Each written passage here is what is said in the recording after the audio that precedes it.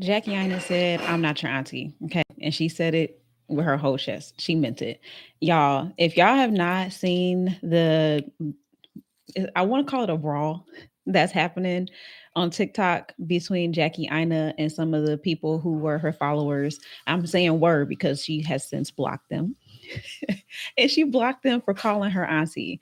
So we're going to get into all of the details about it. We're also going to talk about the fact that you got to have boundaries when it comes to social media and what it means to have boundaries, why some people feel the way they do about it, why I personally agree with her not wanting to be called auntie, and I don't want to be called auntie. And we're going to break it down, y'all. We're going to talk about all of those things. But before we get into it, I am Jada West, and I am your host of the For Trendsetters Only podcast, which is the most inclusive, exclusive space for people who are trendsetters. Okay. And so we break down branding, we talk about social media, creating content, being unshy, getting unshy online and offline, and being bold about who we are. And so this falls right in line with the conversation because this is an example of somebody who is, first of all, they got their boundaries. The boundaries is firm. They have stated those boundaries. And once people decide that they are not going to respect it, they're getting blocked. And so, yeah, so let's get into the topic, y'all. But before we get into all the details, I got to make sure that I let y'all know something very important, okay? And that is that my workbook is out. The Getting Unshy workbook is here in person. Let me grab it for y'all so I can see it. This workbook is the branding workbook that you have been looking for. If you're the person who's used to being behind the scenes, if you're used to being the person who knows that you can be more, that you're capable of more, doing more. You see people online who are building their platforms, being brave and being bold, and you feel like you want to have a piece of that too, but you don't know where to start.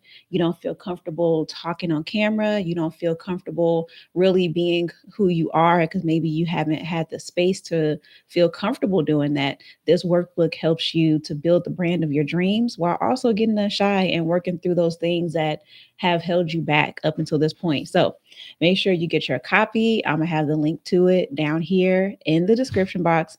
And y'all are going to, well, as we get into this conversation, you're going to see more and more why this is going to be necessary for you. Okay. So the whole controversy that has been happening with Jackie Aina. So let me break down. Let me give y'all like the whole scene of what happened. So a few days ago, Jackie was live and she was talking about her new fragrance that's out, right?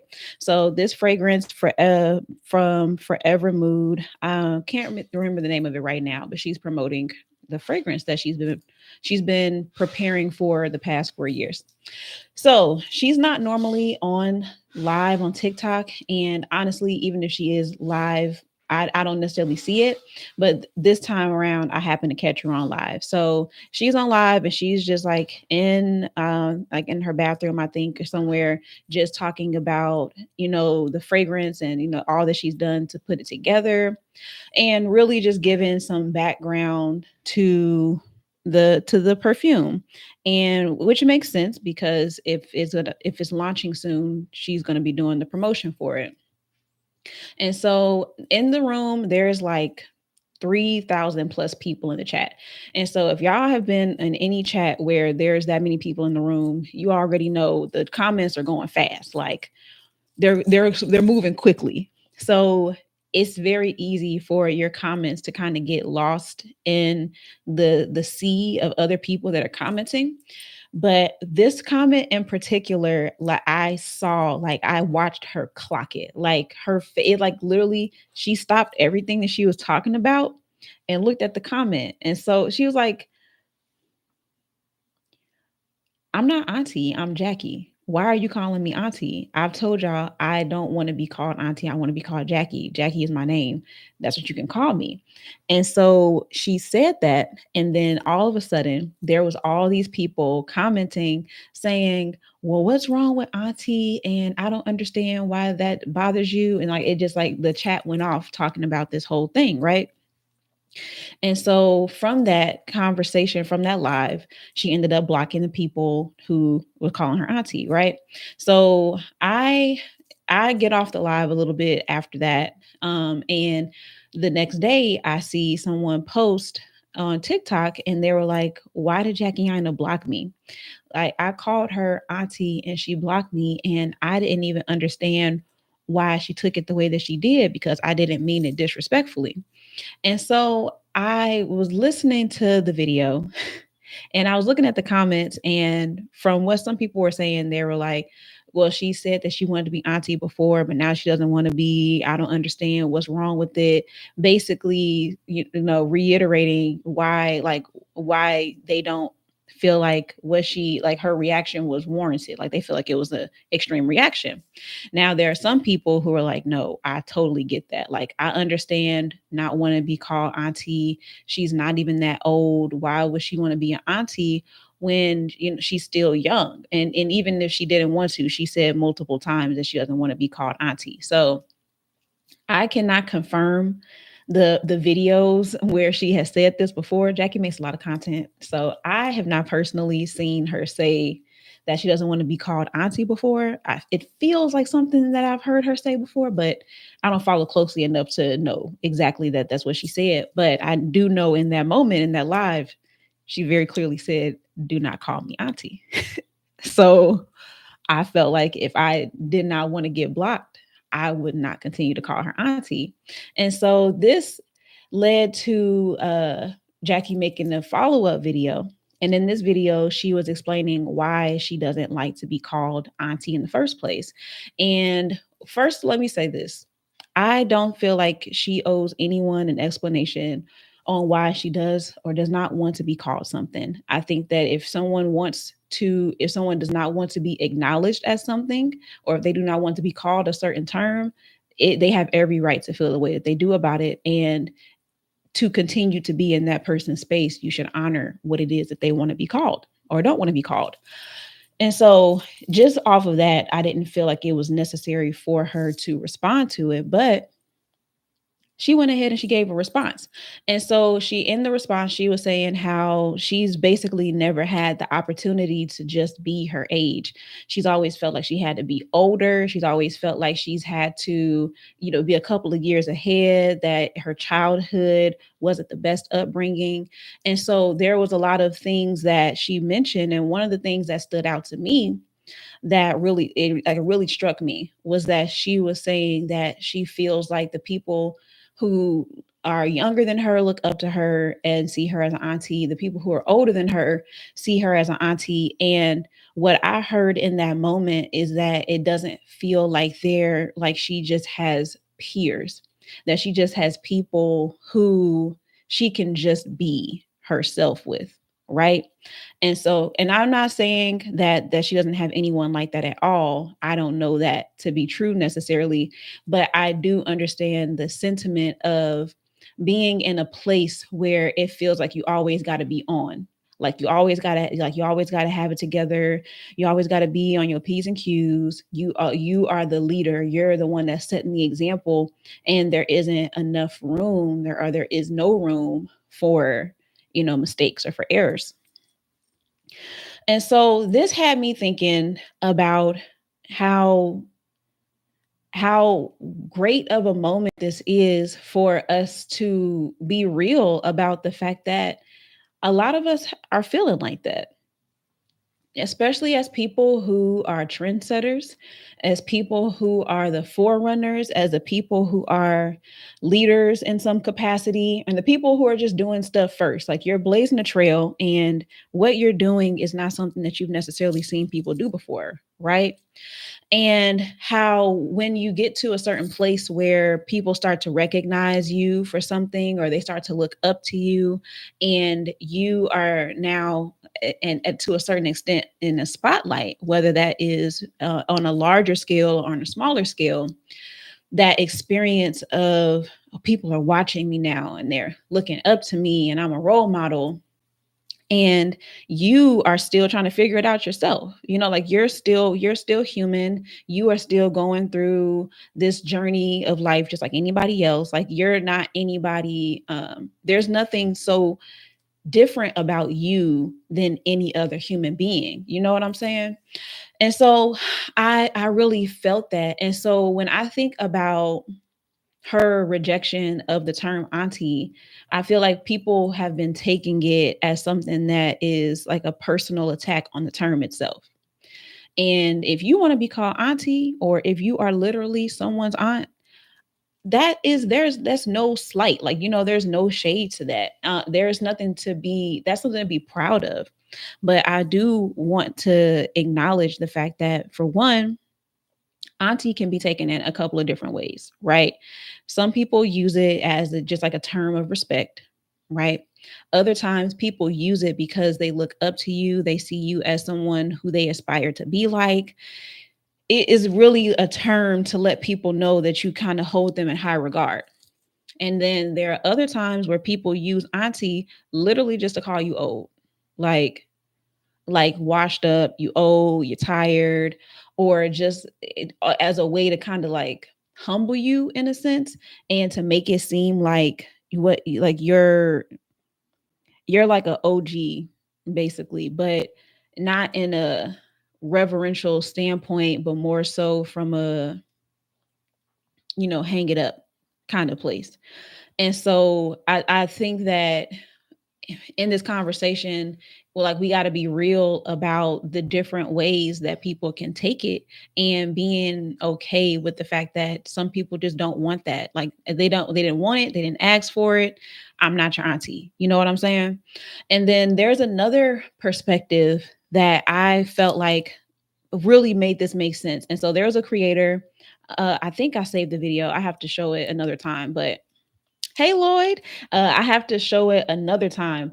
But she was talking about how when you think about the term auntie, it's almost like the new mammy. And when she said that, I was like, dang. Mammy is like, I understood where she was coming from when she said it. And so the way that she broke it down, it was basically like the person where like everything falls on her. You're like, you rely on her for everything. She's the one who has to like take the brunt of all the like the responsibility, shoulder all the responsibilities. Like, she's the one that's the mature one that's going to get it done. And when you think about it in that sense, that is a person who tends to get overlooked a lot. I mean, that's not the person you basically look at this person, this woman, as like a superhero. And there is nothing that, she needs for nothing, or she wants for nothing, and not from a place of, she has everything that she needs, but you forget that they're human, and they become responsible for so much.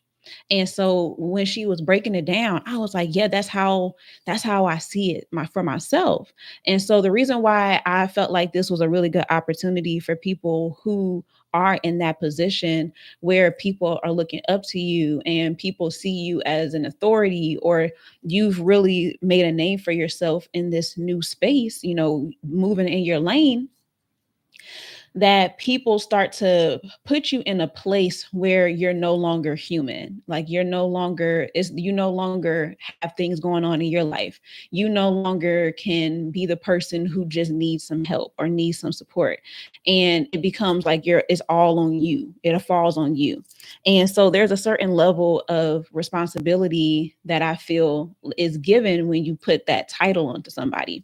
And so it's different if someone says, I want to take that on, right? Like, if they look at you and they're like, you know what, like, I see you as like a niece, right? Or the way that the kind of relationship that we have, I see myself as like an aunt to you.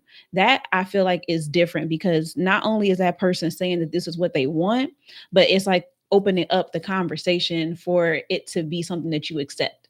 But to just put that term on somebody, to put that responsibility on someone, when it is not something that they have said that they want, or something that they have taken on and created as like their persona, or just like as a title that they've given themselves, that is where it starts to get wild. And so I was given this explanation, like this comparison, when I was on TikTok yesterday talking about this topic. And so I was telling people, I was like, think about how, whether you are a man or a woman, you've had this experience, right? Where someone sees you and they think that you're attractive.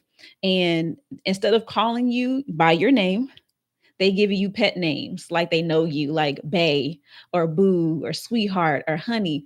And I don't know you. It's like, I don't know who you are. How are you giving me these titles? And we literally do not have a relationship. I don't know you. And so for us to feel uncomfortable when that happens, but then for that to be what we put on other people, is weird. Like, it's weird. And I just feel like we got to talk about that. Like, it's weird. And it's different if it's mutual, or if it's something that people have literally said that they want, but just to impose and put that on somebody that you do not know, like literally do not know, that is that's where it gets weird. And so I think that that like speaks to even just how tricky the parasocial relationships can get, and how we see people online and we can feel like, we know them, and we feel like they get us, and we start to develop these bonds with the people who we aspire to be like, or who we look up to, or who just like really encourage us. But like in reality, we don't know them. We don't know them. And so I thought about this, made me think about how a couple of years ago, everybody was up in arms because Mary J. Blige said that she don't want to be nobody's auntie. Y'all remember that? And then that one kind of hurt a little bit because I definitely be calling her auntie. And it made me even sit back and think, if she doesn't want to be called auntie, and she has said that that's something that she does not like, and it's not something that she wants for herself, why is it now a problem for me to just call her by her name? I can just call her Mary, because that's her name. Mary J. Blige, that's her name. Like, that's her name. And for me to assign a position or a role or a title to her, and it's not what she said that she wants, and also I do not know this woman, is weird. It's weird, and we've made it like a normalized thing, but I think it needs to be like a normal. Is that a word? I think it needs to be unnormal. Cause I guess it needs to be abnormal. That's the word. Because but no, denormalized. I'm gonna stick with denormalized, because yeah, exactly. Like, it becomes our idea of who we want the people to be, and so and it's not reality. It's not reality. And I get how disappointing it can be when you see someone in a certain way, and then you realize that, oh wait, that's it's not that. And even with relationships, or situationships, or just people that you have crushes on, and you start to really develop like an interest in this person, but you in reality, like, y'all don't really have a relationship. And I know that it can hurt, and it can be disappointing when you realize that like this ain't that, and when you're really brought back to reality. But I think that it becomes an opportunity for us to, for one, like, ask ourselves, why is it bothering me so much that they don't like this? Like, what is this doing to me, where this is the response that I'm given? Because if it means that, like, now the way that I saw you has now changed, or the perception that I had of you has now changed, that's definitely valid. But I feel also that with that understanding, you don't get to now make it that person's problem, because you don't agree with it, or because it rubs you the wrong way. Okay, I gotta look that up, Lloyd. Tyler, the Creator.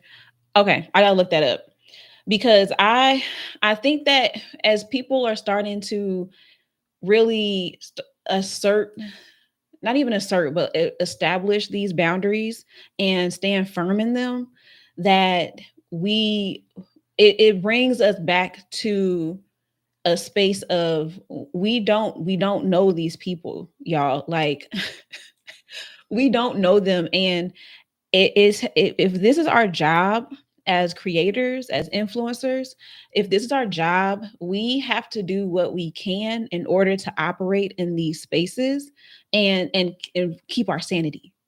Like it's getting to a point where it's almost like people have got comfortable with just saying whatever to people and doing whatever and treating people whatever kind of way. And in reality, like in face-to-face interactions and in-person interactions, you can't move like that. I mean, like you can, but there are consequences. Like if you come up to me in person and you call me out of my name, there are some consequences to that, right? But we've got so comfortable with just saying whatever we want to people online. And I love the fact that more and more people are saying, look, this is my boundary. I'm the one that's creating this space. I'm not in charge of the internet. I'm not in charge of you, but I am responsible for the space that I curate. So if that means that I have to block you, I'm going to block you. If that means that I have to let you know how things operate in this space, I'm going to do that.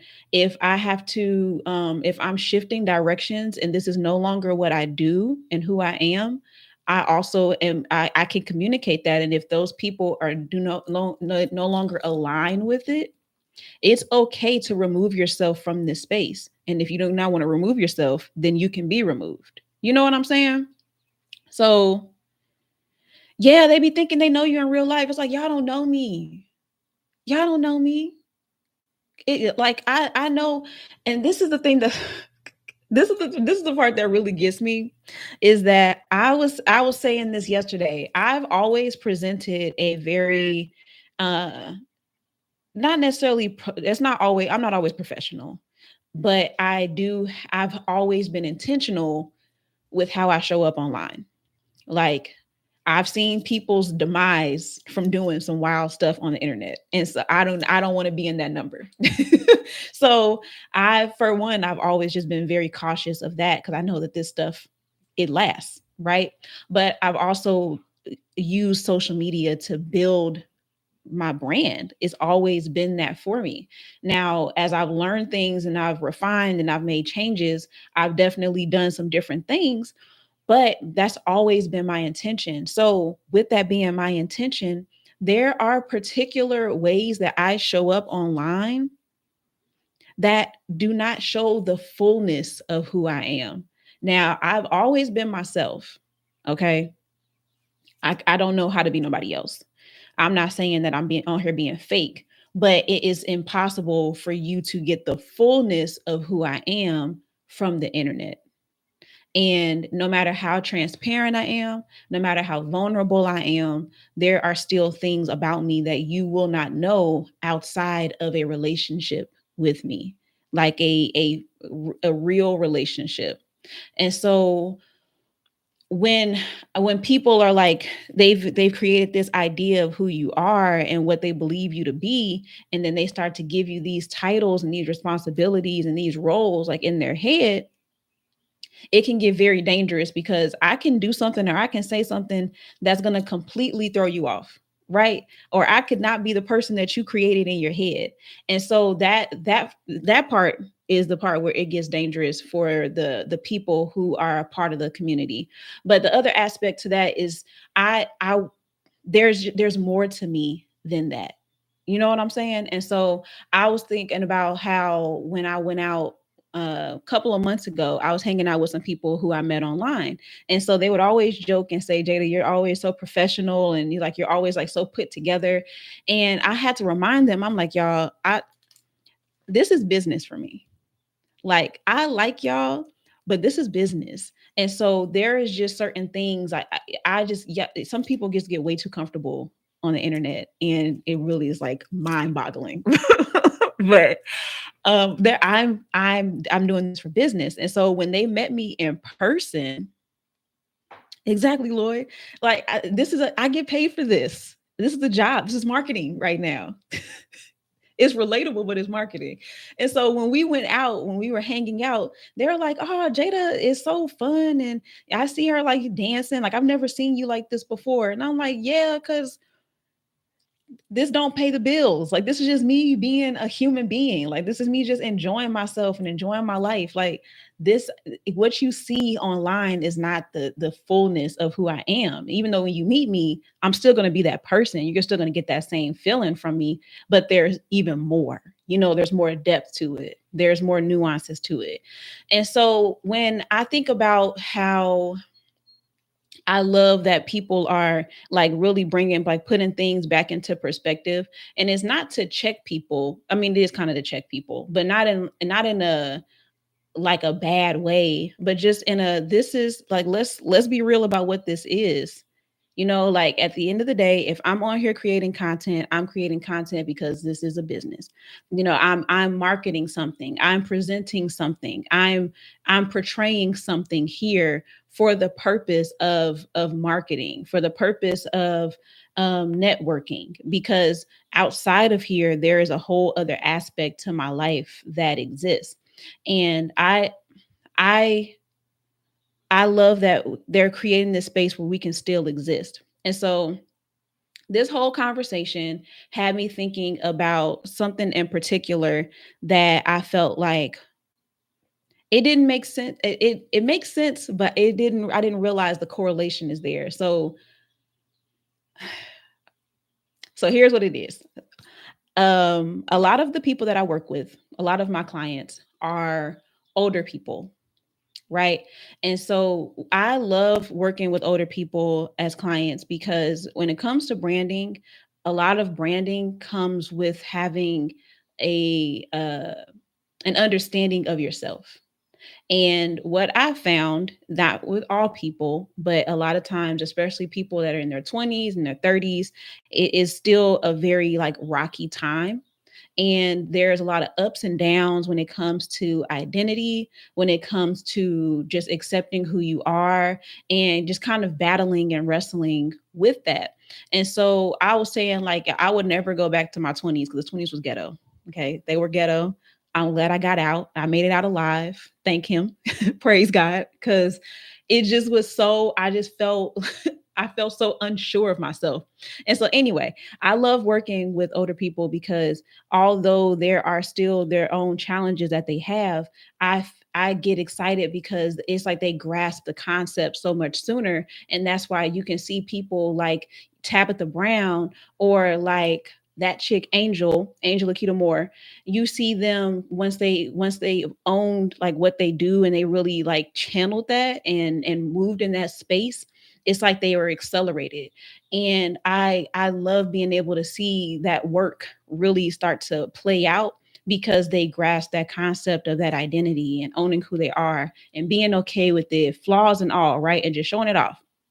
And so, with that being the people that I love working with, and it's not the only group, but I've just found a lot of success in that space. There is a lot of people who have a lot to say about older creators, and that there is no space for them, that there's no place for them, that they don't want them here, that is cringy to be older and be a content creator or to be an influencer. And I get so irritated and so angry when I see people saying stuff like this, because although realistically, or logically rather, that that's not the truth, those are already thoughts and feelings that you have in your mind, that you have replaying, that those may be insecurities that you already are fighting in order to still show up. And so when I see this constantly being put out there, and that being the perspective that so many people have, it makes me, it frustrates me because I already know that like it's just a challenge to show up. It's just a challenge to be here. It's just a challenge to be in these spaces. And so that to me really makes me think about how important it is to monitor like what we're hearing and what we are allowing people to say to us, what we are allowing ourselves to even entertain, what spaces we are putting ourselves in, that are directly or negatively impacting the progress that we have made in being able to make content and being able to show up and being able to build our brands. All of the things that require some level of courage and even some unlearning when it comes to how we've been talking to ourselves for the past however many years, right? And so the correlation really came because as people were, throwing her under the bus and like giving her all of this slack about not wanting to be called auntie, I'm sitting here thinking, for one, we don't know or understand what that word does to her. And that's the same thing for anybody. That everybody has their things that if you say it to them, if you say this phrase to me, you're going to get a different side of me. Like if you say this, it bothers you. There's certain things that bother you more because it confirms something that you may have already been feeling. And that thing can be the very thing that makes it difficult for you to turn your camera on and start talking to people. And so that's why it's so important for us to be able to create space and have boundaries and standards in what we will allow, because we have to be able to work here. We have to be able to create here. We can't just take in everything and think that it doesn't have an impact and it doesn't bother us. And as consumers, as people who are followers, as people who are supporters of these creators, we also have to do our part to be empathetic and honor what it is that people are saying is their boundaries. Respect it. Like, it's not that hard. It's not that hard. And so I think that this is like a well overdue conversation, because like some places have just become a cesspool. Like a cesspool. Some apps have just become like, where is the humanity? Where is the humanity? Like, I could have sworn I was a human being last time I checked. I got flesh and blood. I got a soul. I got feelings. Why are we talking to each other like this? Why are we doing this? And I know some of it is trolling. I get that. Some people, that's just their full-time job. They just get out there and they troll. But for a lot of people, it's simply people being triggered. There's misunderstandings. There's people feeling rejected. There's people feeling hurt because of how things are going, how the conversations are going between their favorite creators. I get all of that, but in all of it, I think that the humanity needs to come back. The ability to empathize with people needs to come back. Um, and people having their boundaries. Like, I'm all for it. I'm all for it. Because if somebody calls me mom, you're out of there. Okay. This is fair warning. Do not call me mom. I have one son. One. I'm not your mama. I ain't your auntie. Okay. The irony, though, is the more crazy and wild people are online, that also be increasing their numbers and money. Yes, yes. And I talked about how sometimes it's not even that that's how people feel, but they're like doing that rage bait thing. But even giving in to the rage bait is just getting out of control. Like, it's getting out of control because you feel like you can handle it. Like, it's just the internet. It's just going to roll off my back. It doesn't really bother me. But in reality, that stuff still sinks in. That stuff still impacts you. So all of that makes a difference. All of that stuff matters. So I love that this even came up, this even a conversation, because there are definitely some different perspectives that we can take from it. And so my biggest takeaways are: one, I ain't your auntie. I just feel like that should be on a t-shirt. So like, that should be a slogan or something. I ain't your auntie. Okay. I'm not. The other thing is, I think that it opens up the conversation about setting boundaries online and having those be firm and being okay with, There just being people who are not going to like it, and understanding that those people, it's okay that they go. Like, it's okay, especially if it's not a misunderstanding, it's just people peopling, um and trying to troll you. The other thing that say as a takeaway from this is that I love this, and it's an opportunity for people to express that they just want to feel, they want to be in a place where they feel like they're being seen for who they are, bringing back the ability to empathize with people, bringing back the ability to have spaces where you can just be, just being able to exist in this space and not have to be like on your P's and Q's all the time, and how exhausting that can be. And one of the things that I listed as a really important takeaway on TikTok, I didn't mention it here, I don't think, but I talked about how this is a sign for a lot of us who have not been setting boundaries or enforcing boundaries because we feel like it's just the internet, we got to eat it. You really don't have to.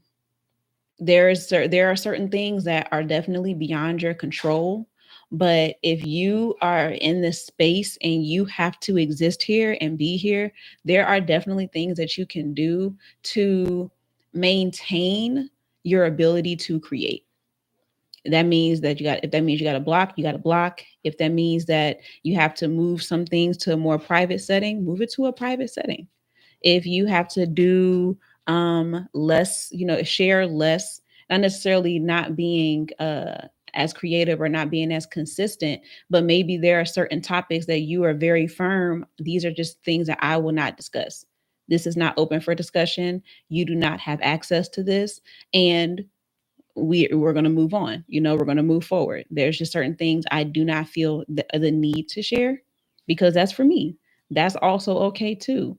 Like, I don't think that people have to give you everything that they have, especially because we're not invested in their lives enough to even ask that of them. Like, it's just, and a lot of people are consuming the content for free. Like, you're getting this for free, why would I give you everything? Why? Like, why would I give you all of this access to me for free? Make that part make sense.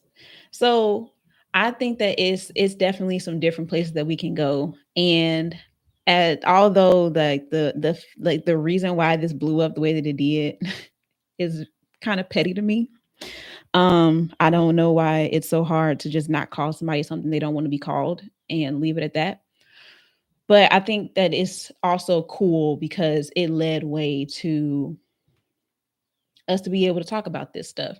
And so, one thing that I definitely want to make sure that I leave y'all with is that if you feel like there have been things that you're afraid of people possibly saying to you, if there are things that people could say or things that could happen within the social media space, just as you are starting to build, if there are things that you feel like would cause you to shrink back, cause you to hold in who you are, what you're meant to do, and that has now become the reason why you are not building what you are supposed to build.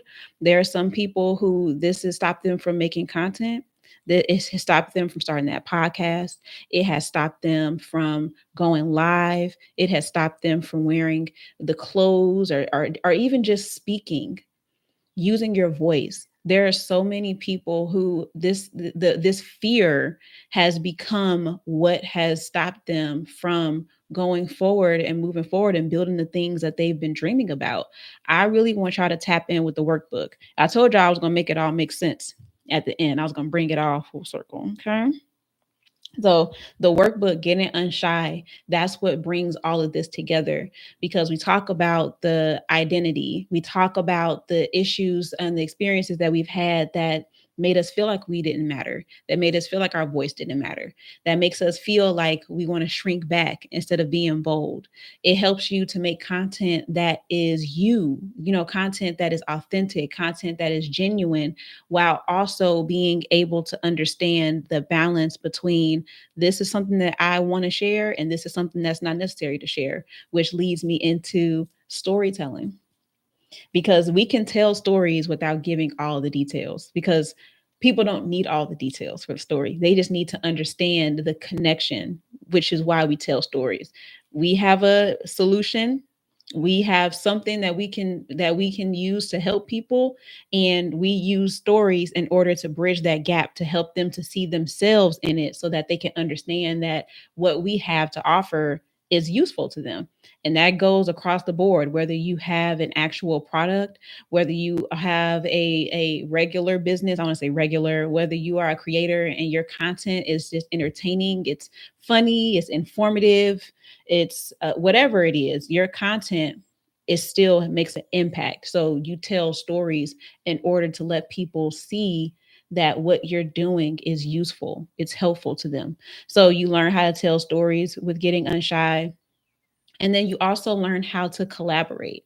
So, all of these different aspects of building a brand, the strategy is inside the workbook, along with the part that I feel is most important, which is your heart, your soul, because there are so many strategies and there's so many tips and tricks that you can get that are going to tell you, how to make content, how to speak on camera. Like there's so many tips, but the reason why you have not been able to implement them is because of your heart.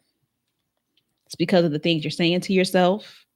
It's because of the experiences that you've had that you feel are now the only reality that you know. So all of that stuff we cover in the beginning of the workbook because it plays a part in our ability to be able to show up. So I hope that this conversation helps you to see how it all comes together.